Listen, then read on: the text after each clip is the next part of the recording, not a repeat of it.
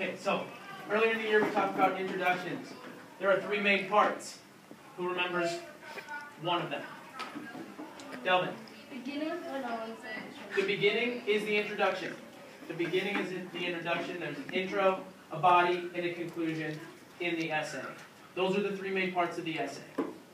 Inside the introduction, there are three main parts.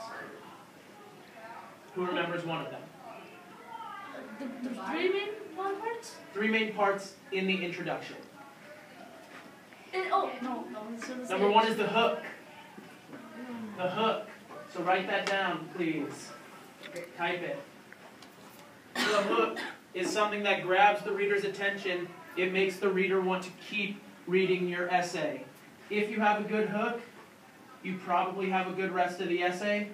So that's why it's very important. Yes? Can you just write it down? Yes, take your try. The hook is what will make the reader decide if I want to read the rest of it. They may get all the way through your introduction, but after that, they're going to make a choice. Your introduction is very important. The second main part of your introduction is the background information. Background information explains the hook. It gives a little bit more information. It goes a little more in depth. After you have my attention, the background information tells me why. It tells me what's coming next. And the third part of an introduction is a thesis. A thesis statement is basically a purpose statement or a topic sentence for the overall essay. It's the whole point. What are you going to talk about in your essay? That's a thesis. Now this next part you don't have to write down. It's just some things to think about. When you're writing it, you need to assume that the reader knows something about your topic. So, Jackie, you're writing about St. Bernard's. I don't know anything about St. Bernard's, but just assume that I do in the paper, so that way you don't explain every single thing in your introduction, because you need to leave something for your research. Keep it simple, okay? I know that the introduction is important, and I want you to take it seriously. I want you to use it as the most important part of your essay, but keep it simple. Don't overthink what you're writing. Just write it. And this is just a thought, because a well-written introduction sets the tone for the paper. It catches the reader's interest, and it states the thesis. A good introduction will do all three of those things, and it should. Now, in your research papers, an introduction is going to be different than what we did in our personal narratives. I'm going to give you the 5 key things that you need in your introduction. So you're going to want to write these down or type them however you want. The first thing you're going to do is hook the reader. Earlier in the year I gave you a sheet called Showcase Introductions. If any of you still have that, I'm super impressed. Okay? Because that was one of the very first things we did in this class.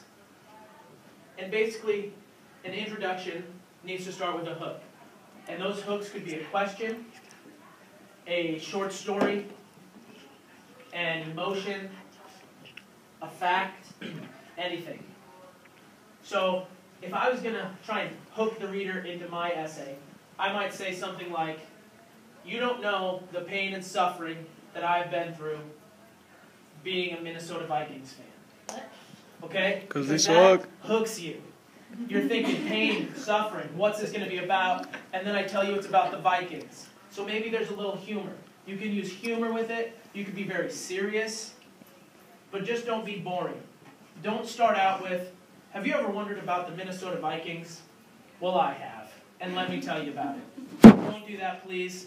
And please do not start with the sentence, my topic is Minnesota Vikings. Don't make that the first topic of your sentence or of your paper. Please. That is not a hook. Then the second thing you need to do, which maybe you introduce your topic in the hook, and that's okay. This is just a little checklist for you to go through. Hook the reader, and then introduce your topic. Let me know what your topic is, but again, do not word it, my topic is Batman, or my topic is St. Bernards. Just introduce it in a way that allows you to be creative. The third thing I want in your introduction is to tell me why you chose the topic. Part of your background information is going to be telling me why you chose this topic. Why is it important to you? Then, after you told me why you chose your overall topic, I want you to introduce your 3 subtopics. Tell me your 3 subtopics, or basically, tell me what your 3 body paragraphs are going to be about. That way, you're setting me up. I know what I'm getting into. I won't be surprised. Hopefully, I'll be impressed.